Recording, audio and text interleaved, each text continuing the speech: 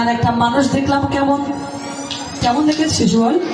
তাহলে শোনো মা, দেখলাম শিরে যথা ত্রিলোচন রসিঙ্গি নিবাসন শিরে যথা ত্রিলোচন অক্ষয়ঙ্গ বিভূষণ শিরে যথা ত্রিলোচন অক্ষয়ঙ্গ বিভূষণ সবাই জপই রাম নাম মারে সবাই জপই রাম নাম।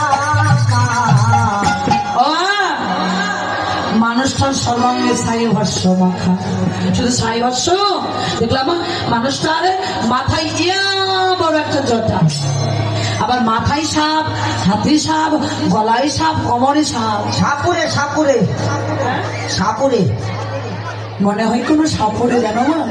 আবার দেখছি জানো মানুষটাও সাপরে কিবা মনে হয় পাগল হবে।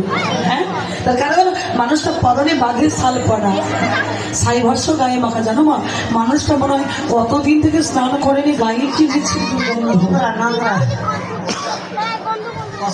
আবার শুধু তাই নয়, মানুষটা না তোমার কানায় কি চারিপাশে ঘিরে কি যেন বলছে, বলতে বলতে জানো মা রাগে ক্রোধে ওই তার মাথায় যে জটা ছিল ওই জটাই মানে চুলগুলো ধরেছে, চট করে রাগে ছিঁড়ে ফেললো। যেই না ছিঁড়ে ফেলো জানো মা, ও মাথার ভেতর থেকে সুন্দর একটা ফুটফুটে রমণী বের হয়ে তোমার কানায় চরণটা ধূর্ত করে দিচ্ছে।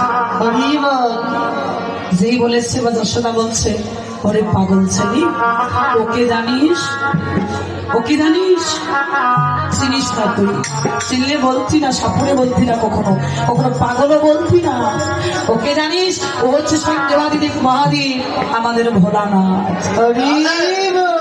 ভোলানাথ বাস কোথায় বলি? আমার ভোলানাথের বাস হচ্ছে শ্মশানে। কোথায় গো?